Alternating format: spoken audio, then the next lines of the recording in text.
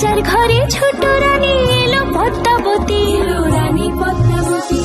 রাজার আরো 6টি রানীর ছিল না সন্তান, পদ্মাবতীর কোলালোতে মিলল সমাধান।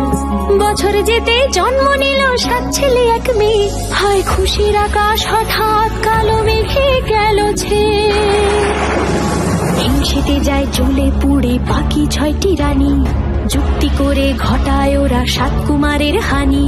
সুযোগ মতো 7 ছেলেকে মাটিতে দেয় পুঁতে, বাঁচে একা পারুল, ওরা পায় না তাকে ছুতে। ধাইমা বাঁচায় সেই মেয়েকে বড় করে তোলে, 7 ভাইকে পায় যে পারুল 7টি চাপা ফুলে। এত কিছুর পরেও রাজার বিপদ যে কাটে না, সূর্য নগরে সুখের সূর্য আর ওঠে না।